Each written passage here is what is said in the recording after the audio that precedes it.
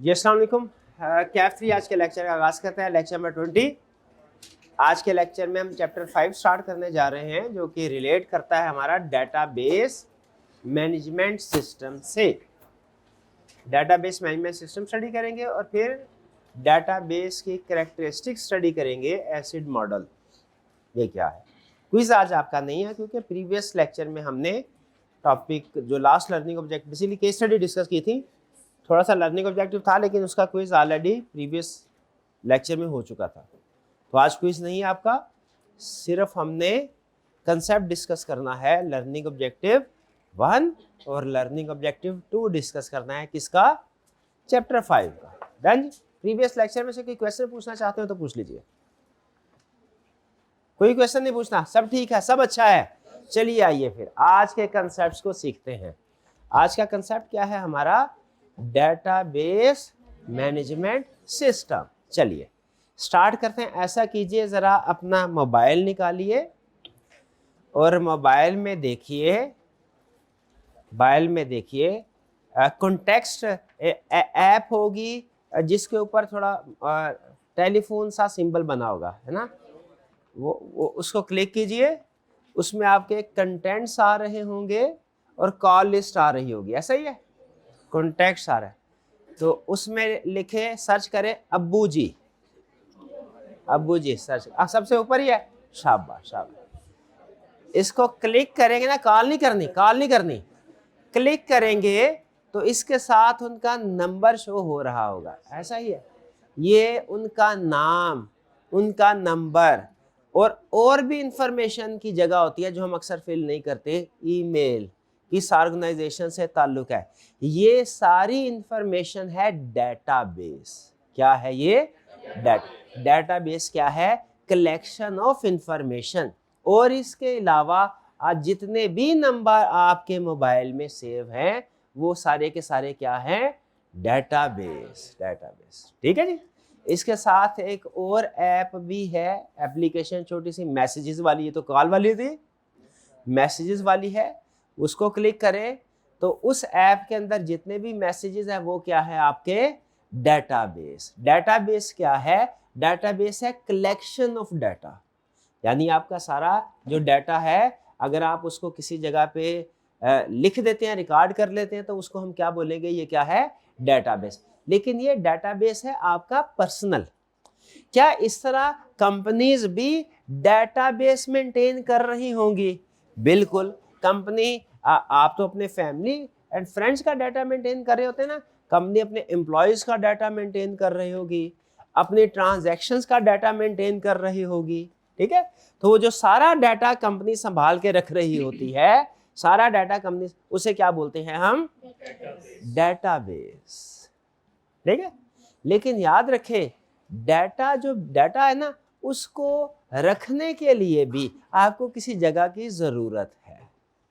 ठीक है। जैसे घर में कपड़े हैं ना, कपड़े रखने के लिए किसी अलमारी की जरूरत पड़ती है। तो जो डेटाबेस है ना, इसको स्टोर करने के लिए, ताकि बाद में आप इसको एक्सेस कर सके, ताकि अगर इसके ऊपर कोई प्रोसेसिंग करनी है, जैसे नाम गलत एंटर हो गया, बाद में उसको एडिट करना है, एक्सेस करना है, उसको बाद में एडिट करना है, यूज करना है डाटा, ये सारे काम करने के लिए साथ में कोई ना कोई आपको छोटा मोटा सॉफ्टवेयर चाहिए होगा जो ये सारे काम कर ले। कौन से सारे काम कर ले भाई? वो जो डेटाबेस है, जरूरत के वक्त उसको एक्सेस कर सके, उनमें कोई चेंज करना है चेंज कर सके, ठीक है, उसको स्टोर कर सके। ये सारी एक्टिविटीज। क्या डाटा खुद नहीं? डाटा खुद तो समझ लीजिए बेचारा एक चीज है, एक जैसे बेजान चीज। जैसे आपका बैग यहाँ पड़ा है, उसको बैग को एक जगह से दूसरी जगह मूव करने के लिए, बैग को ओपन करने के लिए, उसमें से चीजें काम की निकालने के लिए, नई चीजें उसमें डालने के लिए अलग से किसी और पर्सन की जरूरत है, किसी और चीज की जरूरत है। ऐसा ही है, बैग ऑटोमेटिकली खुद तो मूव नहीं होगा। तो डाटा जो है वो समझिए एक बेजान चीज है। ठीक है। उसको मैनेज करने के लिए, मैनेज करने से क्या मुराद है? डाटा को एक्सेस करने के लिए, चेंज करने के लिए, स्टोर करने के लिए हमें किसी और चीज की भी जरूरत पड़ेगी। जिस चीज की जरूरत पड़ती है उसे बोलते हैं database management system, DBMS, database management system. तो डेटाबेस क्या है? हमारी सारी इंफॉर्मेशन जो हमने कलेक्ट की रखी है। डेटाबेस मैनेजमेंट सिस्टम क्या है? वो ऐप, वो सॉफ्टवेयर जिसके जरिए से हम अपने डाटा को मेंटेन करते हैं, स्टोर करते हैं, रिट्रीव करते हैं, स्टोर करते हैं, सेव करते हैं, रिट्रीव करते हैं मतलब वापस बुलाते हैं उसको। रिट्रीव करना मतलब एक्सेस करना उसको चेंज करते हैं, प्रोसेसिंग करते हैं उसके ऊपर, ऑपरेशंस परफॉर्म करते हैं डिफरेंट। तो ये किसके जरिए से करते हैं? डेटाबेस मैनेजमेंट सिस्टम के जरिए से। जैसे आपके मोबाइल में जो कॉन्टैक्ट लिस्ट है, ये क्या है? डेटाबेस। लेकिन वो जो ऐप है जिसको आप क्लिक करते हैं फिर डाटा सामने डिस्प्ले होता है, क्या ऐप को क्लिक किए बगैर डाटा सामने आ सकता है? नहीं। तो व्हाट्सएप पे आपके जितने भी मैसेजेस हैं वो क्या है? डेटाबेस। और व्हाट्सएप क्या है? Database management system. Database management system क्या काम करता है? वो आपके डेटाबेस को एक्सेस करने के लिए, उसको एडिट करने के लिए, उसमें different types of operations perform करने के लिए हम उसे यूज करते हैं। तो समझ आइए आपको कि डेटाबेस क्या है, डेटाबेस मैनेजमेंट सिस्टम क्या है। मुझे बताइए, क्या कोई ऐसा मोबाइल होगा किसी के पास? कल शायद ही कोई ऐसा पर्सन हो जिसके पास मोबाइल ना हो, और शायद ही कोई ऐसा मोबाइल हो जिसमें डाटा ना हो या डेटाबेस मैनेजमेंट सिस्टम ना हो। तो जब इंडिविजुअल लेवल पे हम तकरीबन हर पर्सन जो है वो डेटाबेस और डेटाबेस मैनेजमेंट सिस्टम पे डिपेंडेंट है, इसको यूज करता है, तो बताइए क्या एक कंपनी के अंदर भी क्या डेटाबेस नहीं होगा? कंपनी का क्या डेटाबेस मैनेजमेंट सिस्टम नहीं होगा? बिल्कुल होगा। कंपनीज में तो वो ज्यादा होगा, बल्कि बिग डाटा होगा, बिग डाटा। तो आज हम क्या स्टडी करने लगे हैं? डेटाबेस मैनेजमेंट सिस्टम के बारे में, कि ये क्या होता है, कैसे काम करता है। डेटाबेस मैनेजमेंट सिस्टम के बारे में पढ़ने लगे, क्या होता है, कैसे काम करता है। ठीक है, तो उसमें दो टर्म्स मैंने आपको समझा दी। क्या डेटाबेस का क्या मतलब है और डेटाबेस मैनेजमेंट सिस्टम क्या मतलब। डेटाबेस का क्या मतलब है? Structure set of data stored electronically for easy access. ये क्या है? Set of data. डेटाबेस क्या है? सेट ऑफ डाटा जिसे इलेक्ट्रॉनिकली स्टोर किया गया है। डेटाबेस क्या है? सेट ऑफ डाटा जिसे इलेक्ट्रॉनिकली स्टोर किया गया है। और डेटाबेस मैनेजमेंट सिस्टम क्या है? ये एक सॉफ्टवेयर है जो क्या करता है?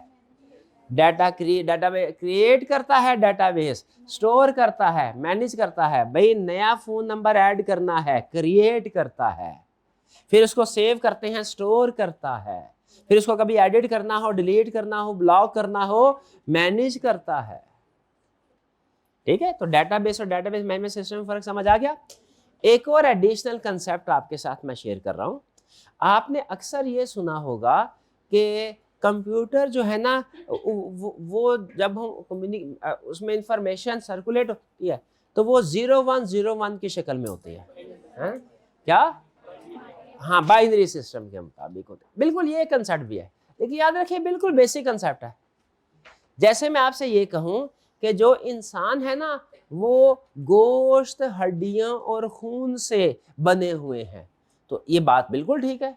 हमारे अंदर समझिए 3 बड़े जुज्व हैं, गोश्त है, हड्डियां हैं, खून है। भाई ऐसा ही है, और दुनिया का हर इंसान इसी तरह है, क्या वो पाकिस्तान का हो, क्या चाइना का हो, क्या यूएसए का हो। लेकिन याद रखें स्ट्रक्चर तो हमारा यही है। तो इलेक्ट्रॉनिकली डाटा का स्ट्रक्चर क्या है? 0101। लेकिन याद रखें हर डेटाबेस मैनेजमेंट सिस्टम जो होता है ना, वो एक जैसी जुबान नहीं बोलता। जैसे हम इंसान एक जैसी जुबान नहीं बोलते।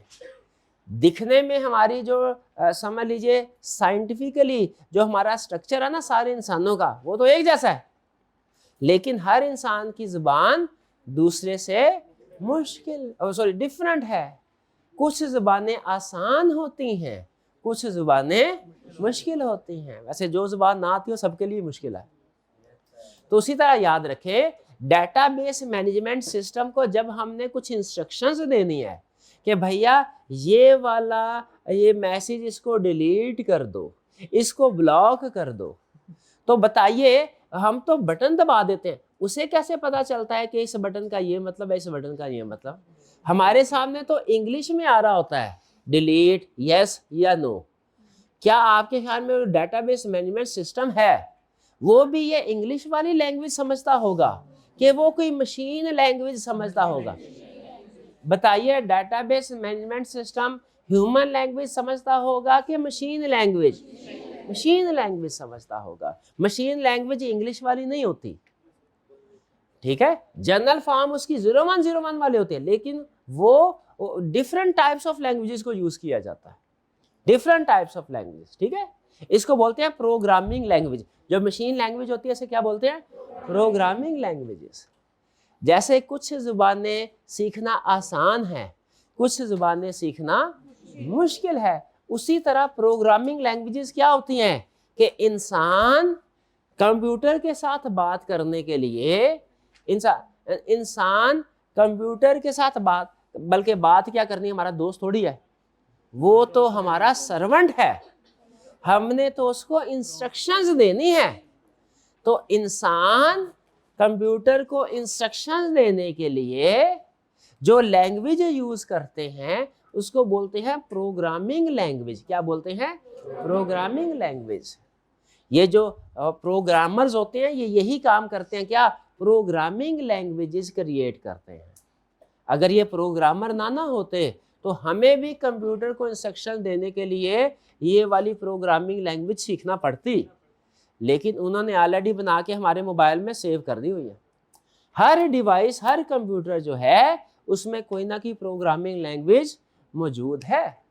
अब ये प्रोग्रामिंग लैंग्वेजेस कुछ आसान है, कुछ मुश्किल है, कुछ का एक खास पर्पस है, कुछ का जनरल पर्पस है। जो आसान होती है इंसानों के लिए लैंग्वेजेस आसान, उसे कहते हैं high level programming language. High level कुछ प्रोग्रामिंग लैंग्वेजेस क्या हैं? हम जिस लैंग्वेज में कंप्यूटर्स को इंस्ट्रक्शंस देते हैं उसको बोलते हैं प्रोग्रामिंग लैंग्वेज। वो हमारी इंग्लिश, उर्दू, चाइनीज ये ज़बान नहीं है, वो कंप्यूटर की ज़बान। कुछ ज़बानें होती हैं प्रोग्रामिंग लैंग्वेजेस जो आसान है, उसे कहते हैं हाई लेवल। हाई लेवल, हम कंप्यूटर से हाई हैं, वो हमारे लेवल की बातें होती हैं। और कुछ लैंग्वेजेस ऐसी हैं जो कि प्रोग्रामिंग लैंग्वेज वो लो लेवल है। भी समझ आ रहे हैं? हाई लेवल प्रोग्रामिंग लैंग्वेजेस भी होती हैं, लो लेवल प्रोग्रामिंग लैंग्वेजेस भी होती हैं। शुरू में जब कंप्यूटर इजाद हुआ था तो लो लेवल प्रोग्रामिंग लैंग्वेजेस ज़्यादा चलते थे। अब जैसे जैसे डेवलपमेंट हो रही है, दुनिया किस तरफ जा रही है? High level programming languages. तो पहले जैसे C++, जावा, कुछ इस तरह की लैंग्वेजेस होती या थोड़ी सी मुश्किल होती थी, अब थोड़ी आसान, जैसे पाइथन और भी बहुत सी लैंग्वेजेस। तो प्रोग्रामिंग भाई ठीक है, प्रोग्रामिंग लैंग्वेज बहुत सी तरह की होती हैं, कुछ हम इंसानों के लिए आसान, कुछ मुश्किल। आजकल दुनिया में जो प्रोग्रामिंग लैंग्वेज ईजाद हो रही है वो कौन सी वाली है? ज़्यादातर हाई लेवल, यानी हम इंसानों के लिए आसान। लेकिन डिफरेंट लैंग्वेजेस का डिफरेंट पर्पस होता है। जो लैंग्वेज डेटाबेस मैनेजमेंट सिस्टम के लिए खास तौर पे इजाद है, ठीक है, कुछ लैंग्वेज ऐसी हैं जो खास तौर पे डेटाबेस के लिए इजाद हुई हैं। उनमें से एक है SQL, structured query language. Language समझ रहे इसमें क्यों आया? क्योंकि हम इसमें कंप्यूटर को इंस्ट्रक्शंस दे रहे हैं, कंप्यूटर को इंस्ट्रक्शन, इसलिए इसके लैंग्वेज का लफ्ज आया। और कौन सी लैंग्वेज? Structured query language. यानी अगर आपका डेटाबेस ऐसा है जो स्ट्रक्चर्ड है, तो उस स्ट्रक्चर्ड डाटा को डील करने के लिए कौन सी लैंग्वेज बेहतर है? Structured query language. शायद फिर कोई अनस्ट्रक्चर्ड डाटा के लिए भी कोई और लैंग्वेज होगी जो आज हमने नहीं पढ़नी, तो फिर कभी पढ़ेंगे। ये बात समझ आ रहा है? तो हमने 3 टर्म्स मैंने आपको अभी तक पढ़ाई हैं, क्या? डेटाबेस, डेटाबेस मैनेजमेंट सिस्टम और structured query language.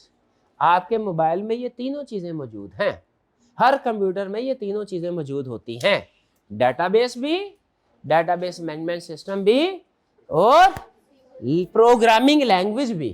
Programming language भी हो सकता है आपका जो मोबाइल है उसमें स्ट्रक्चर्ड क्वेरी लैंग्वेज के साथ कोई और लैंग्वेजेस भी हो यूज हो रही, डिफरेंट पर्पस के लिए होती हैं। तो ये 3 टर्म समझ आ गई आपको? SQL देखिए, language use to manage and retrieve. Retrieve का मतलब है रिटर्न, यानी कंप्यूटर को हमने उसके स्टोरेज मीडिया में कोई चीज स्टोर करके रखी थी, जब हम उसे कहते हैं हमें ये चीज दिखाओ, तो हम क्या कह रहे हैं, उसको डाटा रिट्रीव कर रहे हैं। रिट्रीव करने का मतलब क्या है, हम डाटा को वापस डिस्प्ले कर रहे हैं स्क्रीन पे कि मुझे हमें ये डाटा दिखाओ। रिट्रीव करना में रिटर्न हो रहा है डाटा हमारे पास, रिटर्न। पहले हमने उसे डाटाबेस में स्टोर किया हुआ था, जब डाटाबेस उसे वापस निकाल लेंगे तो हम क्या कर रहे हैं, डाटाबेस रिट्रीव कर रहे हैं, वापस ला रहे हैं देखने के। एसक्यूएल, ठीक है, फ्रॉम ए डाटाबेस। भाई ये बात तीनों टर्म समझ आ गई। चलिए अब आगे वो हमें बता रहा है कि एक जो डाटाबेस मैनेजमेंट सिस्टम काम करता है ना, तो इसके कंपोनेंट्स क्या है। ये हमारा मेन लर्निंग ऑब्जेक्टिव है, क्या कि डाटाबेस मैनेजमेंट सिस्टम जो काम करता है इसके कंपोनेंट्स क्या हैं, कैसे काम करता है, कितने हिस्से हैं इसके। तो आइए जरा इसके हिस्से पढ़ते हैं, पार्ट्स पढ़ते हैं, कंपोनेंट्स पढ़ते हैं, किसके, डाटाबेस मैनेजमेंट सिस्टम। देखिए दुनिया का कोई भी सिस्टम होना, आपने पढ़ा होगा, उसके 3 पार्ट्स तो कम से कम लाजमी होते हैं, 3 हिस्से तो उसके कम से कम लाजमी होते हैं। एक होता है इनपुट, शाबाश, एक होता है प्रोसेसिंग, और एक क्या होता है, आउटपुट। बस ऐसा ही है ना, हर सिस्टम में 3 हिस्से होते हैं, इनपुट अच्छा, आउटपुट भी अच्छा। Well done, okay. तो डाटाबेस मैनेजमेंट सिस्टम के भी कम से कम ये 3 हिस्से तो जरूर होने चाहिए। एग्री करते हैं, कम से कम 3 हिस्से तो जरूर होने चाहिए, और बिल्कुल 3 हिस्से हैं। जैसे इसका एक हिस्सा है क्वेरी प्रोसेसर, एक हिस्सा है सिक्योरिटी मैनेजर, एक हिस्सा है ट्रांजैक्शन मैनेजर, एक हिस्सा है डाटाबेस इंजन, एक हिस्सा है स्टोरेज मैनेजर, एक हिस्सा है क्वेरी प्रोसेसर। यहाँ पे हम लिखते हैं क्वेरी प्रोसेसर को, हालांकि हमें लगता है कि ये अगर प्रोसेसर यहाँ पे आता तो अच्छा था, लेकिन देखिए नाम रखा है ना उन्होंने, ये फोकस आप प्रोसेस पे ना करें, वो क्वेरी पे करें। क्वेरी प्रोसेसर, क्वेरी कौन जनरेट करता है, क्वेरी का सवाल कौन सवाल पूछेगा, या कौन, क्वेरी कहते हैं किसी भी कमांड को, कमांड कहते हैं यूजर ने जो भी इंस्ट्रक्शंस दी, जो भी मैसेज दिया, उसको कहते हैं क्वेरी, चाहे वो सवाल हो या ना हो। नॉर्मल इंग्लिश में क्वेरी का मतलब है सवाल पूछना, लेकिन कंप्यूटर की लैंग्वेज में क्वेरी का मतलब क्या है, आपने जो भी मैसेज कंप्यूटर को दिया वो क्वेरी है, आपकी क्वेरी है। कंप्यूटर ने, कमांड भी इसको बोलते हैं, शाबाश। एक है क्वेरी प्रोसेस, और क्या है, डेटाबेस इंजन।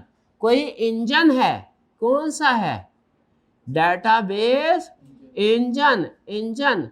इंजन जैसे ट्रेन का इंजन होता है, ट्रेन क्या करती है, मुसाफिर चीजों को एक जगह से दूसरी जगह तक पहुंचाती है।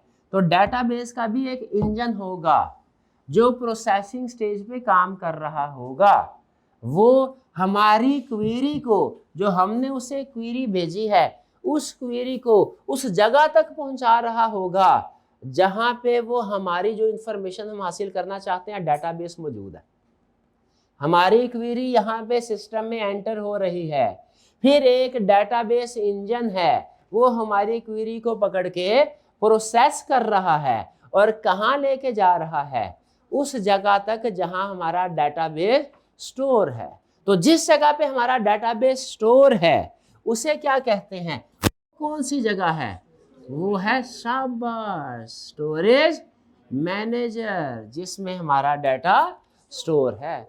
तो कम से कम डेटाबेस मैनेजमेंट सिस्टम के 3 पार्ट्स, कौन कौन से 3 parts, query processor, database engine, storage manager. कौन से, query processor, database engine, storage manager.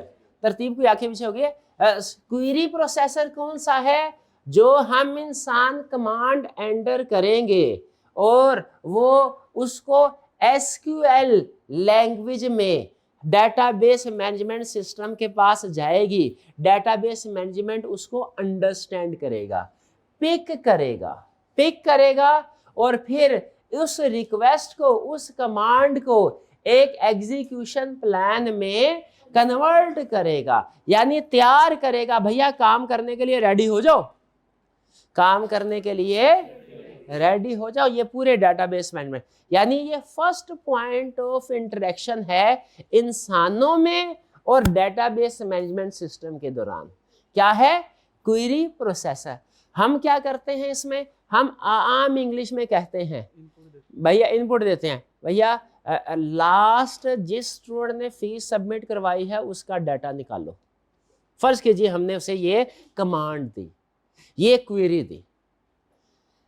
अब ये जो क्वेरी प्रोसेसर है ये क्या करेगा, इस क्वेरी को स्ट्रक्चर्ड क्वेरी लैंग्वेज में एक प्रोग्रामिंग लैंग्वेज इसको कन्वर्ट करेगी और फिर प्रोग्रामिंग लैंग्वेज इसे क्वेरी प्रोसेसर को कन्वे कर देगी। क्वेरी प्रोसेसर को अब एसक्यूएल लैंग्वेज में मैसेज हमारा मिल गया। हमारा आम इंग्लिश का मैसेज जो क्वेरी प्रोसेसर को मिलेगा तो वो किस फॉर्म में मिलेगा, एसक्यूएल लैंग्वेज में, क्योंकि हमने आसान इंग्लिश में लिखा। क्वेरी प्रोसेसर को किस लैंग्वेज में मिला, एसक्यूएल। क्यों? ये जबान बदली कैसे, दरमियान में प्रोग्रामिंग लैंग्वेज है, उसने ये किया, उसने हमारे अल्फाज को कन्वर्ट कर दिया प्रोग्रामिंग लैंग्वेज, किसमें, हाँ, उस लैंग्वेज में जो कंप्यूटर ने समझनी है। तो क्वेरी प्रोसेसर के पास क्या आया, हमारी एसक्यूएल की शक्ल में हमारी कमांड्स आई। इसने उसको समझा और डिसाइड किया कि इसने अब आगे क्या करना है, मैसेज किसको पहुंचाना है, क्या मैसेज पहुंचाना है, यानी तैयार किया, प्लान बना लिया आगे क्या करना है। इसको इंस्ट्रक्शन मिली क्वेरी प्रोसेसर को, उसने फिर क्या किया, प्लान बना लिया आगे इसने क्या करना है। डन जी। तो ये हमारा पहला कंपोनेंट हो गया क्वेरी प्रोसेसर। इसका रोल समझ आ गया, एसक्यूएल में हमारी इंस्ट्रक्शन को अंडरस्टैंड करेगा और एक एग्जीक्यूटेबल प्लान बनाएगा। फिर इसके बाद आ गया डेटाबेस इंजन। डेटाबेस इंजन ने क्या करना है, इसने जो हमारी ये कमांड या रिक्वेस्ट है ना, कमांड कह ले इसे रिक्वेस्ट कह ले, इसे क्वेरी कह ले, एक ही बात है, कमांड कहें रिक्वेस्ट करेगी। इसने क्या किया, अब डेटाबेस इंजन ने हमारी इस क्वेरी को पकड़ा, डेटाबेस इंजन ने क्वेरी प्रोसेसर से क्वेरी को पकड़ा, क्वेरी प्रोसेसर ने कहा ये लो भैया ये क्वेरी तुम्हारे हवाले डेटाबेस इंजन के, और इसने इसको प्रोसेस किया। प्रोसेस करने का क्या मतलब है, जो भी इसने काम करना था, वर्क करना था, वो यहां पे किया। जैसे हमने इसे कहा था कि ये नई एंट्री है, एंटर करो इसको, नया रिकॉर्ड, नया फोन नंबर एंटर करो, तो ये जो डेटाबेस इंजन है ये क्या करेगा, नया फोन नंबर एंटर करेगा। ठीक है जी, हमने इसे जो भी कहा। लेकिन याद रखें ये जो क्वेरी प्रोसेसर है ना, ये बहुत ही ज्यादा, समझ लीजिए पूरे कंपोनेंट्स में सबसे ज्यादा काम करने वाला यही पर्सन है, क्वेरी प्रोसेसर। ठीक है, लेकिन इसको डाटा तो चाहिए, काम यही करेगा। जैसे मैं भाईजान से कहूं भैया लिखो ऐसे, लिखेगा यही, ये क्वेरी प्रोसेसर, ये प्रोसेसर है, ये कौन है, ये हमारा ये डेटाबेस इंजन है, ये सॉरी क्या है, डेटाबेस इंजन है। इंजन ने प्रोसेसिंग करनी है ना, प्रोसेसिंग किसने करनी है, इंजन ने प्रोसेसिंग करनी है, ये हमारा डेटाबेस इंजन है। लेकिन ये कहेगा सर लिखूं कहाँ, लिखने को तैयार हूं, हवा में लिखूं क्या, ऐसे लिखना, हवा में लिखूं क्या, लिखने को तैयार हूं, कहाँ लिखूं, हवा में नहीं। क्या इसको कोई एक्सेस देनी पड़ेगी किसी चीज की, किस चीज की, उस डेटाबेस की, स्टोरेज की, जहां पे ये फर्स्ट टाइम कोई डाटा क्रिएट करे और सेकंड टाइम में उस डाटा को एक्सेस करे, उसके ऊपर ऑपरेशन परफॉर्म करे और फिर वापस उसे सेव कर दे स्टोरेज में। तो जो हमारा डेटाबेस इंजन है वो इंडिपेंडेंटली वर्क नहीं करता, वो ये काम करेगा, प्रोसेस परफॉर्म करेगा डेटाबेस इंजन, लेकिन इंडिपेंडेंटली इन आइसोलेशन नहीं करता। ये क्या करता है, ये स्टोरेज मैनेजर को को अप्रोच करता है, ये स्टोरेज मैनेजर के साथ कनेक्टेड है। स्टोरेज मैनेजर का काम है, स्टोरेज मैनेजर का काम ये है पहले चीज कि जितना भी डाटा है अपने पास स्टोर करना फिजिकल फॉर्म में, जितना भी डाटा है वो अपने पास स्टोर करना फिजिकल फॉर्म। यानी इसका मतलब हमारा जितना भी डाटा है वो कहाँ पे स्टोर हुआ है, यहाँ पे।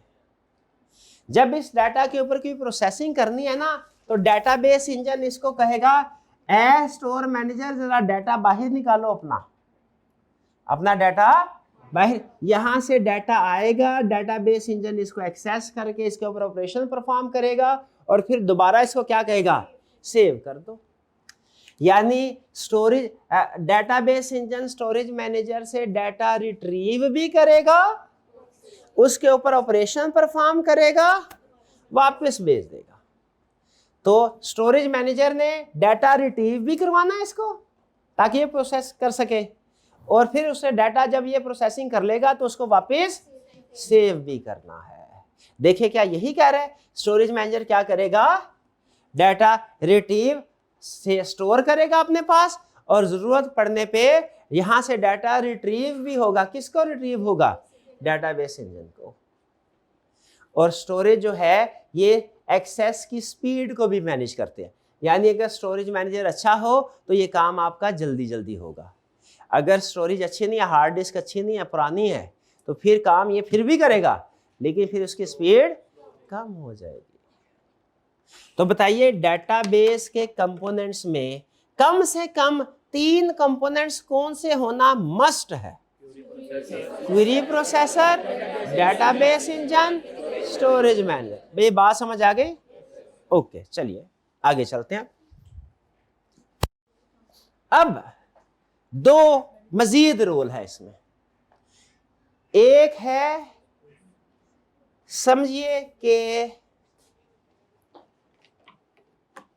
एक रोल है समझिए इस स्टेज पे, एक रोल है इस स्टेज। अच्छा मुझे बताइए, क्या इस पूरे सिस्टम में कोई गलती का चांस है? प्रोसेसिंग में गलती हो सकती है, बिल्कुल हो सकती है, ठीक है। प्रोसेसिंग में गलती हुई तो यहाँ पे स्टोर मैनेजर में जो डाटा जाएगा वो गलत जाएगा। क्या ये जो इनपुट हो रहा है यहाँ पे डाटा, यहाँ पे भी कोई गलती हो सकती है? बिल्कुल हो सकती है। तो 2 मजीद कंपोनेंट हैं जो बेसिकली डायरेक्ट तो नहीं लेकिन इनडायरेक्ट कंपोनेंट्स हैं। वो ये इंश्योर करेंगे कि वर्किंग सारी ठीक हो। उनमें से एक कंपोनेंट है सिक्योरिटी मैनेजर। सिक्योरिटी मैनेजर क्या करेगा? सिक्योरिटी मैनेजर ये इस स्टेज पे आने से पहले इंश्योर करेगा, सिक्योरिटी नाम से ही जाहिर है, ये सिक्योरिटी मैनेजर क्या करेगा? सिक्योरिटी को इंश्योर करेगा। इसने 2 काम करने हैं। नंबर 1, भैया जो पर्सन हमारे सिस्टम को एक्सेस करके ये सारा काम करने की कोशिश कर रहा है, क्या वो पर्सन ऑथोराइज्ड है कि नहीं? और दूसरा, जो डाटा एंटर किया जा रहा है वो डाटा सही फॉर्मेट में, सही फॉर्म में है कि नहीं। यानी ऐसा तो नहीं कि डाटा गलत हो, ऐसा तो नहीं कि बंदा गलत हो। इसलिए कि अब यहां पे देखिए इस स्टेज पे क्या करना है, इस स्टेज पे कोई इंसान है, उसने कोई डाटा एंटर करना है। ये 2 चीजें चेक करेगा। नंबर 1 डाटा ठीक है कि नहीं, नंबर 2 इंसान ठीक है कि नहीं। भाई बंदा ठीक है, ये कैसे पता चलेगा कंप्यूटर को? क्या तस्वीर देखेगा उसकी? नहीं देखेगा। क्या देखेगा? Access control, user name password उसने सही एंटर किया है कि नहीं। यूजर नेम पासवर्ड सही एंटर किया है उसने, तो फिर तो उसको एक्सेस दी जाएगी, वरना नहीं दी जाएगी। और जो डाटा एंटर किया है उसको चेक करेगा क्या कि एग्जीक्यूशन से पहले कि डाटा ठीक है कि नहीं। ऐसा तो नहीं कि वहां पे फील्ड में फार्मूला लगा हुआ था हमारा डिस्क्रीट डाटा एंटर करने का, नंबर ऑफ फैमिली मेंबर्स कितने हैं, तो फार्मूला लगाया था डिस्क्रीट, उसने लिख दिया 7.4। ये गलत डाटा है ना, गलत डाटा है। तो वो क्या कहेगा? रिजेक्ट। क्या रिजेक्ट कर देना चाहिए इसको कि एक्सेप्ट कर लेना चाहिए? तो ये पहले स्टार्टिंग स्टेज पे ही सिक्योरिटी मैनेजर इसको चेक कर लेगा। तो सिक्योरिटी मैनेजर ने 2 चीजें कौन सी चेक करनी है? पहली चीज डाटा एंट्री करने वाला बंदा ऑथोराइज्ड है कि नहीं, डाटा ठीक है, डन। सिक्योरिटी मैनेजर ये चीज चेक की, दोनों चीजें ठीक है, तो फिर क्या होगा, फिर वो पर्सन डाटा एंटर करेगा, क्वेरी प्रोसेसर के पास पहुंच जाएगा। क्वेरी प्रोसेसर क्या करेगा, अंडरस्टैंड करेगा कमांड को और प्लान बनाएगा। प्लान बनाने के बाद फिर क्या करेगा, क्वेरी प्रोसेसर उसे डेटाबेस इंजन को दे देगा। डेटाबेस इंजन ने क्या करना है, एक्चुअली वो सारे टास्क परफॉर्म करने हैं। सबसे मेहनती है हमारे कंपोनेंट्स में, सबसे मेहनती कंपोनेंट कौन सा है पूरे डेटाबेस का, डेटाबेस इंजन, ठीक है। अच्छा, जब इंजन डेटाबेस इंजन ने ऑपरेशन परफॉर्म कर लिए तो क्या वो अलग से हवाओं में ऑपरेशन परफॉर्म करेगा कि कहीं पे डाटा स्टोर है वहां से उस डाटा को उसे एक्सेस करना है, बिल्कुल डाटा। तो इसका मतलब है ऐसी जगह हमारे डेटाबेस मैनेजमेंट सिस्टम में जहां पे हमारा डाटा स्टोर है, वहां पे अगर प्रोसेसिंग करनी हो तो वहां से रिट्रीव किया जाता है। रिट्रीव करने के बाद उसमें चेंजेस करके उधर स्टोर किया जाता है। इसको क्या बोलेंगे, उस जगह को क्या बोलते हैं हम, स्टोरेज मैनेजर। भाई बात समझ आ गई। सिक्योरिटी मैनेजर का रोल भी समझ आ गया। सिक्योरिटी मैनेजर का रोल स्टार्ट में होना चाहिए कि एंड में होना चाहिए। अच्छा, यहाँ पे एंट्री पॉइंट में तो एक हमने एक चीज लगा दी जिससे पता चल गया हमारा सिस्टम ठीक चले। क्या प्रोसेसिंग स्टेज में भी गलतियां हो सकती हैं, हो सकते हैं। अच्छा, तो जरा मुझे बताइए, अगर मैंने एटीएम से 500 रुपये विड्रॉ करवाने थे, ट्रांजैक्शन रिकॉर्ड की और 5000 आ गए, बताइए कौन सा कंपोनेंट जो है ठीक काम नहीं किया, कौन सा। ये डेटाबेस के कंपोनेंट्स में बताए ना, यहाँ कौन सा प्रोसेसर है, डेटाबेस इंजन। शाबाश, बिल्कुल ठीक है। तो इसका मतलब यह हुआ जो डेटाबेस इंजन सबसे ज्यादा काम ट्रांजैक्शन की प्रोसेसिंग सारी ये कर रहा है, अमाउंट्स की प्रोसेसिंग ये कर रहा है, एनालिसिस ये कर रहा है। क्या इधर भी गलती हो सकती है? भैया इधर तो ज्यादा गलती हो सकती है। इसने तो फिर 2 चीजें देखनी है, इसने तो पता नहीं बहुत सी चीजें देखनी होंगी, इसने तो हो सकता है 4 चीजें देखनी हो। तो डेटाबेस इंजन जो है इसकी वर्किंग में भी प्रॉब्लम आ सकती है, इसीलिए एक और कंपोनेंट होना चाहिए जो इसके ऊपर नजर रखे कि ये काम ठीक कर रहा है कि नहीं कर रहा। ये समझिए सुपरवाइजर है। ये कौन है, काम यही करेगा, ये सुपरवाइज करेगा कि ठीक किया कि नहीं किया। ये कौन है, ये कहलाता है ट्रांजैक्शन मैनेजर। नाम से ही जाहिर है, मैनेजर है तो काम तो नहीं करेगा, ये तो सिर्फ निगरानी करेगा। भाई मैनेजर तो काम नहीं ना करते, काम तो वर्कर करते हैं बेचारे। मैनेजर ने क्या करना है, सिर्फ देखना है, सुपरवाइज करना है। तो ये है हमारा ट्रांजैक्शन मैनेजर। ये हमारा सिक्योरिटी मैनेजर है, सिक्योरिटी गार्ड है, सिर्फ चेकिंग करने हैं ऑथोराइज पर्सन आए, डाटा करेक्ट हो, सही हो। ये हमारा कौन सा मैनेजर है, ट्रांजैक्शन मैनेजर, ठीक है। ये निगरानी करने वाले लोग हैं, ये ऊपर काम करने वाले। ट्रांजैक्शन मैनेजर ने क्या देखना है, ट्रांजैक्शन मैनेजर ने देखना है कि जो भी डेटाबेस मैनेजमेंट सिस्टम के रूल्स हैं वो फॉलो किए गए हों। यानी ये डेटाबेस इंजन जो काम कर रहा है रूल्स एंड रेगुलेशन के मुताबिक काम कर रहा हो, रूल से ना हटे। ट्रांजैक्शन मैनेजर ने क्या देखना है, ये डेटाबेस इंजन रूल्स के मुताबिक काम कर रहा हो, रूल से ना हटे। जैसे एक रूल जो है डेटाबेस का, वो तो आप जिसके साथ आप सारे ही कंफर्टेबल होंगे, जो सारे जानते होंगे, स्वयं उनके जिन्होंने पीआरसी में काउंटिंग नहीं पढ़ी, कि सबने पढ़ी है। तो एक रूल होता है जो कि डेटाबेस इंजन को फॉलो करना चाहिए। वो रूल क्या है कि भैया अगर ट्रांजैक्शन रिकॉर्ड करने लगो ना, ऐड डेटाबेस इंजन, अब ये हमारा जो ट्रांजैक्शन मैनेजर है ना, अब ये रूल सिखा रहा है। किसको रूल सिखा रहा है, ट्रांजैक्शन मैनेजर किसको, database engine. Add database engine, हम डेटाबेस काउंटिंग का एज्यूम कर रहे हैं। बताइए काउंटिंग का जो डाटा होता है, जर्नल, लेजर, ट्रायल, इनकम, ये स्ट्रक्चर्ड होता है कि अनस्ट्रक्चर्ड होता है? स्ट्रक्चर्ड होता है ना, टेबल रोज कॉलम बने होते हैं। शाबाश शाबाश शाबाश। तो इसी की एग्जांपल लेके आते हैं। तो ट्रांजैक्शन मैनेजर कह रहा है, किसको कह रहा है? डाटाबेस इंजन को। ए डाटाबेस इंजन, तुम हमारे अकाउंटिंग का काम कर रहे हो, कुछ रूल जहन में रखना। पहला रूल जहन में रखना, क्या रूल? खबरदार, अगर किसी ट्रांजैक्शन को रिकॉर्ड करने लगे ना, ट्रांजैक्शन नंबर एंट्री नंबर 5, तो उसका डेबिट होगा ना, तो साथ उसका क्रेडिट भी होगा।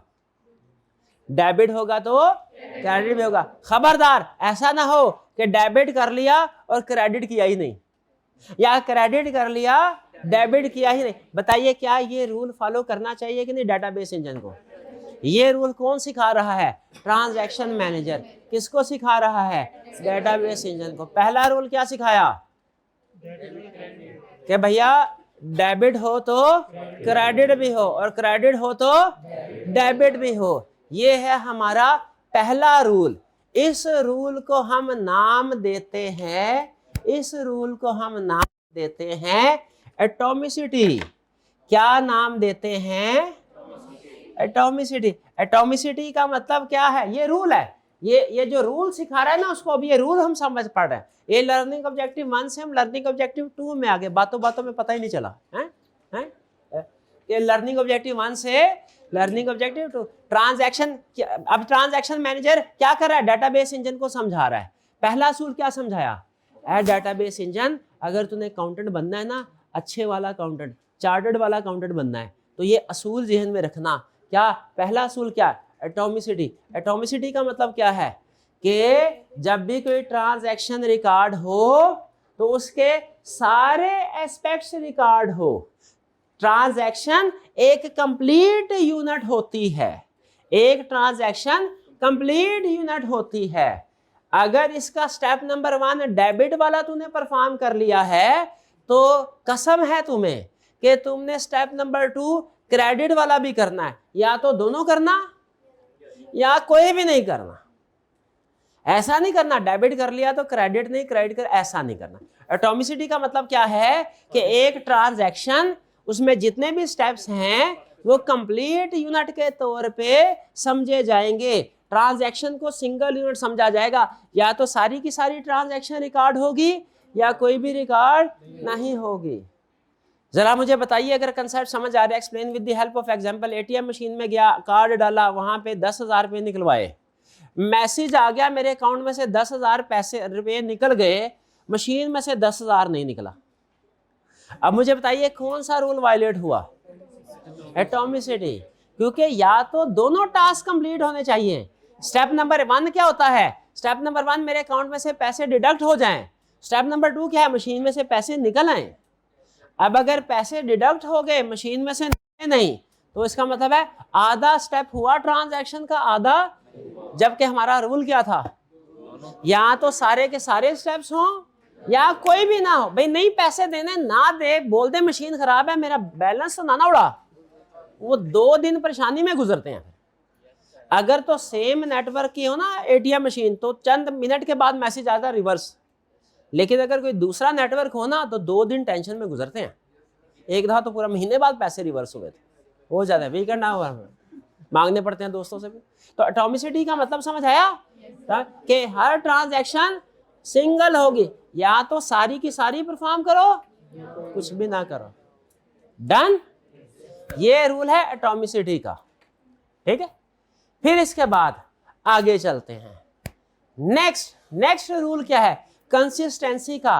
अब ये कौन किसको बता रहा था? ट्रांजैक्शन मैनेजर डेटाबेस इंजन को बता रहा था। डेटाबेस इंजन दूसरा काम, डेटाबेस इंजन कहने लगा, सर ट्रांजैक्शन मैनेजर भैया मेरे को समझ आ गई सारी क्या काम करना है। ये देखना, ये यही बोला ना, डेबिट हो तो क्रेडिट भी हो। तो ये देखना, अभी 100 रुपए की सेल्स रिकॉर्ड होने लगी, डेबिट 100 रुपए से और सेल्स क्रेडिट 10 रुपए से। ये लो, डेबिट भी है क्रेडिट भी। यही चाहते थे ना डेटाबेस इंजन ने, क्या बोला? यही चाहते थे ना कि डेबिट हो तो साथ क्रेडिट भी हो। लो डेबिट भी है क्रेडिट भी है। बताइए डेटाबेस इंजन को शाबाश दें कि एक लगाएं उसको? एक लगाएं उसको। क्यों? पहला रूल पूरा तो हो गया कि ट्रांजैक्शन के जितने भी स्टेप्स थे सारे हो गए। भाई गलत एंट्री की है, समझ आ गया गलत एंट्री की है। अब यही आपने उसको समझाना है कि तूने गलत काम किया है। और दूसरा रूल उसके अंदर सेव कर लेंगे। दूसरा रूल क्या है भाई, जब भी ट्रांजैक्शन से पहले जो तुम्हारा डेबिट और क्रेडिट का टोटल है ना, तो जब कोई भी ट्रांजैक्शन रिकॉर्ड करो तो उसके बाद भी डेबिट और क्रेडिट बराबर होना चाहिए। यह दूसरा रूल भी नोट करो। उसने कहा अच्छा, पहला रूल और दूसरे रूल में क्या फर्क है? पहला रूल है सारे स्टेप्स परफॉर्म करने हैं तो सारे करने हैं या कोई भी नहीं करना। और दूसरा रूल क्या है कि स्टेप परफॉर्म करने से पहले जो ट्रायल बैलेंस का टोटल है और ट्रांजैक्शन रिकॉर्ड करने के बाद जो ट्रायल बैलेंस का टोटल है, ये दोनों सेम। भाई ये भी रूल होना चाहिए ना, ये भी रूल, ये दूसरा रूल है। इस रूल को क्या कहते हैं? कंसिस्टेंसी। कंसिस्टेंसी का मतलब क्या है कि डेटाबेस के अंदर हमारा जितना भी डाटा है वो आपकी ट्रांजैक्शन रिकॉर्ड करने से पहले भी करेक्ट हो, यानी टैली हो। हमारे अकाउंटिंग सिस्टम में करेक्ट का मतलब हम क्या लेते हैं? डेबिट क्रेडिट टैली हो। ट्रायल बैलेंस का डेबिट और क्रेडिट टैली हो, तो पहले भी करेक्ट हो और ट्रांजैक्शन रिकॉर्ड करने के बाद भी करेक्ट हो। अब ये जो अगर ट्रांजैक्शन रिकॉर्ड डेबिट किसी और अमाउंट से कर लिया, क्रेडिट किसी कि ये दोनों अगर डेबिट करता है क्रेडिट ना करता, क्रेडिट करता है डेबिट ना करता, हम कहते हैं कौन सा रूल वायलेट हुआ है? एटॉमिसिटी। डेबिट भी किया क्रेडिट भी किया, डेबिट किया 100 से क्रेडिट किया 10 से, कौन सा रूल वायलेट हुआ? ये हुआ कंसिस्टेंसी। भाई बात समझ आ गई है? कंसिस्टेंसी, दोनों रूल समझ आए? एटॉमिसिटी भी समझ आ गया, कंसिस्टेंसी भी समझ आ गया। ओके चलिए, ठीक है। भाईजान को लगी प्यास, उन्होंने कहा गिलास पानी का। मैंने कहा टीए भैया जरा एक गर्मी का मौसम है, ठंडा ठार रूह अफ़ज़ा का एक गिलास इधर ले। वो गिलास जैसे ही सामने आया, ये भाईजान गिलास उठाने लगे, इनको भी देख के प्यास लग गई। अब ये कहने लगे मैं भी पानी पीऊंगा।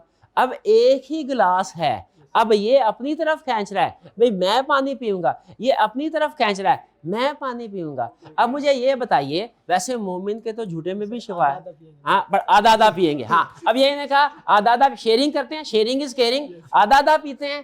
तो ये कहने लगा अच्छा गिलास के दाएं तरफ से मैं पीता हूँ, साथ ही बाएं तरफ से तुम पीना, ऐसे होगा क्या? ये सीधा पी रहा है, वो उसको उल्टा होना पड़ेगा। नहीं फिर भी नहीं पी, ऐसा ही है ना, नहीं पी सकता ना, तो क्यों नहीं? याद रखिए जो आईटी में जो रिसोर्सेज होते हैं ना, रिसोर्सेज बाज़ औक़ात ऐसी सिचुएशन होती है डेटाबेस होता एक ही है लेकिन उसको एक्सेस मुख्तलिफ लोग कर रहे होते हैं। इसकी क्लासिक एग्जांपल है बैंक की। बैंक के अंदर आपका जो सारा रिकॉर्ड है वो हेड ऑफिस में मेंटेन हो रहा होगा, लेकिन बैंक की 100 ब्रांचेस हैं, किसी भी ब्रांच में चले जाए, आजकल ऑनलाइन ब्रांच का कंसेप्ट है, क्या वो आपके डाटा को एक्सेस कर सकता है हेड ऑफिस को? हर ब्रांच का टर्मिनल हेड ऑफिस के डाटाबेस के साथ कनेक्टेड होता है ताकि किसी भी ब्रांच में जाके ट्रांजैक्शन करें वो कर ले। अब एक सवाल ये है कि अब अगर 100 टर्मिनल कनेक्टेड है एक ही डाटाबेस के साथ, तो उस डाटाबेस को कनेक्ट करके क्या एक ही वक्त में सारे सेल्स को चेंज कर रहे हो? इसकी इजाजत होनी चाहिए कि सिस्टम को क्वेरी लगानी चाहिए कि भैया एक एक करके आओ, भाई पानी सबको मिलेगा, एक एक करके आओ। अभी अगर एक वक्त में एक पर्सन सिस्टम को एक्सेस कर रहा है ना, तो दूसरा उस सिस्टम को एक्सेस ना करे। ये एग्जाम्पल बिल्कुल ऐसे ही है। आपका बैंक अकाउंट का बैलेंस है, आप चाहे कंप्यूटर से लॉगिन कर लें, आप चाहे मोबाइल से लॉगिन कर लें, मोबाइल से लॉगिन करें वो भी चलना चाहिए, एग्रीड? कंप्यूटर से लॉगिन करें वो भी चलना चाहिए, एग्रीड? क्या दोनों से लॉगिन करके एट द सेम टाइम, छोटा भाई मोबाइल पे या बड़ा भाई लैपटॉप पे है, एक्सेस करे, क्या डेटाबेस एक्सेस हो जाना चाहिए कि नहीं? नहीं होना। अच्छा मुझे बताए, लॉजिक बताए क्यों नहीं होना चाहिए? एम्बिग्विटी आ जाए, बिल्कुल। वो एक ही वक्त में हो सकता है 5000 का बैलेंस है तो एक ही वक्त में दोनों 5000 की ट्रांजैक्शन कर ले तो दोनों को पैसे ट्रांसफर हो जाए। इसीलिए सिस्टम ये है, असूल ये है कि एक वक्त में एक पर्सन को एक्सेस मिलेगी, उसकी ट्रांजैक्शन जब पूरी हो जाए, बैलेंस अपडेट हो जाए, उसके बाद दूसरा पर्सन उस सिस्टम को एक्सेस करे ताकि ऐसा ना हो एक का प्रोसेस अभी चल रहा है और दूसरा भी प्रोसेसिंग स्टार्ट कर दे, दूसरा भी प्रोसेसिंग स्टार्ट कर दे। ऐसा नहीं होना चाहिए। एक पहले पानी पी ले गिलास में से, फिर दूसरा पानी पिए। एक डेटाबेस को एक्सेस करके उसके जो प्रोसेसिंग करनी है कर ले, फिर दूसरा करे। समझ आ रही है? इस रूल को हम कहते हैं आइसोलेशन। आइसोलेशन का मतलब क्या है? आइसोलेशन का मतलब यह है कि हर एक रिकॉर्ड, हर एक ट्रांजैक्शन इन आइसोलेशन वर्क करेगी। यानी एक वक्त में एक डेटाबेस पे एक ट्रांजैक्शन वर्क करेगी, फिर दूसरी होगी। यानी अगर आपने अपने अकाउंट के अंदर पैसे जमा भी करवाए हैं, निकलवाए भी है, तो डिपॉजिट और विड्रॉल दोनों एट द सेम टाइम उस अकाउंट में चेंज नहीं कर सकता। पहले डिपॉजिट होगा फिर विड्रॉल होगा, या पहले विड्रॉल होगा फिर डिपॉजिट होगा। ठीक है? आप देखिए सबसे ज्यादा ट्रांजैक्शन जो होती है ना बैंकिंग सिस्टम में, एक दिन में करोड़ों ट्रांजैक्शन होती है। आप किसी भी बैंक का सिस्टम का सारी ट्रांजैक्शन निकाल के देख लें, एक ही वक्त में दो ट्रांजैक्शन कभी नहीं नजर आएंगे। डेट सेम हो सकती है, डेट सेम होगी, भाई 22 तारीख को ट्रांजैक्शन हुई है, 11:40 और 32 सेकंड पे हुई है। अगली ट्रांजैक्शन अगर फौरन भी कर दी है ना तो 33 सेकंड पे होगी, 32 पे नहीं होगी। इम्पॉसिबल है, इम्पॉसिबल है। ये फर्क थोड़ा होता है क्योंकि ट्रांजैक्शन क्विकली रिकॉर्ड हो रही होती है, तो फर्क समझे विद इन सेकंड्स का होता है, चंद सेकंड्स का, लेकिन फर्क होगा। कोई दो ट्रांजैक्शन साइमल्टेनियसली एक ही डेटाबेस में रिकॉर्ड नहीं की जा सकती। ठीक है? वरना इसमें डेटाबेस में रिकॉर्ड में एरर भी आ जाता है। भी बात समझ आई? तीसरा रूल क्या समझाया? आइसोलेशन का रूल क्या है? हर ट्रांजैक्शन इन आइसोलेशन रिकॉर्ड होगी, अलग अलग रिकॉर्ड होगी। आइसोलेशन का होता अलग है ना, हर ट्रांजैक्शन अलग अलग रिकॉर्ड होगी। दो ट्रांजैक्शन इकट्ठी डेटाबेस में रिकॉर्ड नहीं होगी, अलग अलग, चाहे एक सेकंड के फर्क से होगी अलग अलग। भाई कुछ समझ आया आपको? ओके, चलिए आगे चलते हैं। ये था आइसोलेशन कि multiple transaction do not interfere. Multiple transactions हैं तो वो लाइन बना के आए, एक ही वक्त में इकट्ठी ना आ जाए 10 ट्रांजैक्शन। क्या करें? लाइन, पहले एक ट्रांजैक्शन फिर दूसरी अच्छा होगी जल्दी जल्दी, टाइम नहीं लगेगा। आपको शायद लग रहा होगा इसमें बड़ा टाइम, नहीं नहीं नहीं, होगी जल्दी जल्दी, लेकिन होगी तरतीब से। Okay? Isolation, multiple transaction do not interfere, each works independently. पहले एक इंडिपेंडेंटली प्रोसेस होगी फिर दूसरी। डन? ये सारे रूल कौन सिखा रहा है? Transaction manager. किसको सिखा रहा है? डेटाबेस इंजन को। 3 रूल सिखाए उसने। पहला रूल कौन सा था? पहला रूल क्या? एटॉमिसिटी। दूसरा कंसिस्टेंसी। तीसरा आइसोलेशन। चौथा कौन सा है? ड्यूरेबिलिटी। ड्यूरेबिलिटी का मतलब ये है कि एक दफा ट्रांजैक्शन रिकॉर्ड हो जाए ना तो फिर कोई माई का लाल उसको डिलीट ना कर सके, एक परमानेंट हो। शाबाश। ड्यूरेबिलिटी का मतलब ट्रांजैक्शन रिकॉर्ड।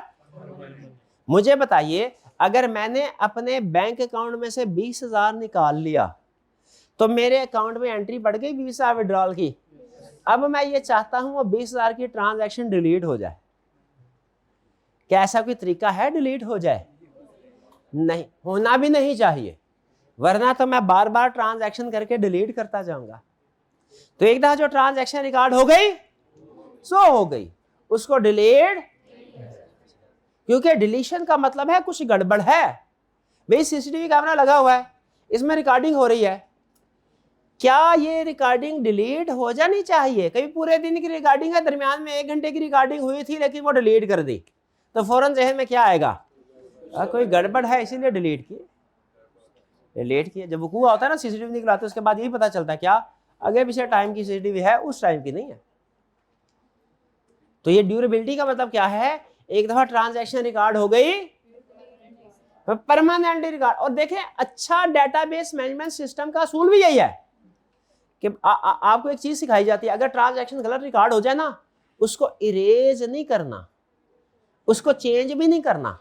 साथ हो गया ना किसी वाउचर पे, ये प्रोफेशनल लाइफ का असूल भी सुन लें, आपने 700 की ट्रांजैक्शन अगर किसी वाउचर पे लिख दी तो उसको अब आपने 7 को 8 नहीं करना, 700 अगर पता चले ना भाई 800 की करनी थी तो अगली एंट्री दोबारा करें 100 की, या अगर 600 की करनी थी तो फिर एडजस्टिंग एंट्री पास करें।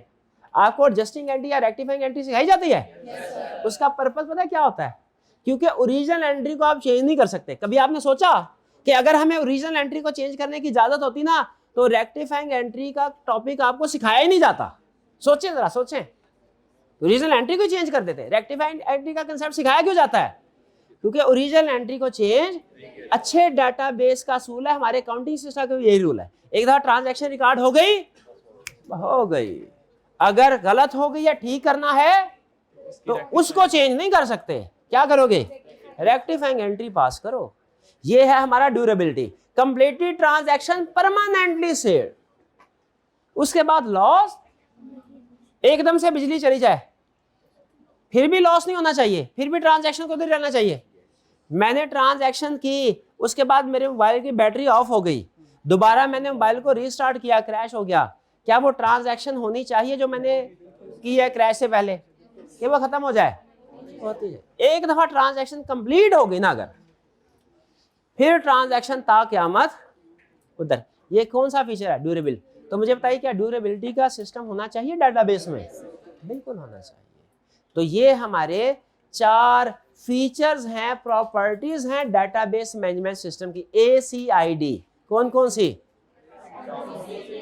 Atomicity, consistency, isolation, acid principle इसको बोलते हैं। एसिड ACID, एसिड तेजाबी असूल है। ये तेजाबी असूल कौन? भाई बात समझ आ गया? तो आज हमने क्या सीखा? आज हमने सिर्फ 2 कंसेप्ट सीखे। घर वाले पूछेंगे भाई DSR के सब्जेक्ट के क्लास लेने के लिए गए थे, क्या सीख के आए हो? आपने कहना है बाकी तो सर ने कुछ नहीं सिखाया, सिर्फ 2 चीजें सिखाई हैं। क्या? Components of database management system, और किस कंपोनेंट का क्या काम है। और फिर एग्जाम पॉइंट ऑफ व्यू से बहुत ही अहम चीज, वो क्या? Acid principal. तो कंपोनेंट्स कौन कौन से हैं? बताइए, क्विक रिकैप करते हैं। कंपोनेंट्स कौन कौन से हैं? सबसे पहला क्वेरी प्रोसेसर, फिर डेटाबेस इंजन, फिर उसके बाद स्टोरेज मैनेजर, और 2 एडिशनल कौन कौन से हैं? Security manager, transaction manager. ये जो एसिड प्रिंसिपल है इसकी कंप्लायंस कि ये रूल फॉलो हो रहे हैं कि नहीं, किसका काम है? ट्रांजैक्शन मैनेजर का। और ये एक्सेस राइट्स, ये बंदा डाटा एंट्री करने लगा, डाटा ठीक है और ये ऑथोराइज्ड पर्सन है, ये किसने चेक करना है? स्टोरेज वाले। शाबाश, क्लियर? प्रिंसिपल्स भी क्लियर? चलिए, कोई प्रॉब्लम तो नहीं? चलिए नेक्स्ट लेक्चर में इंशाल्लाह फिर हम इसका क्विज भी होगा और हम डेटाबेस का कंसेप्ट को मजीद आगे लेके चलेंगे। ठीक है जी? अच्छा, हाई लेवल प्रोग्रामिंग लैंग्वेज और लो लेवल प्रोग्रामिंग लैंग्वेज में फर्क समझ आ गया? चलिए ठीक है, आज का लेक्चर यहाँ खत्म करते हैं। अल्लाह हाफिज।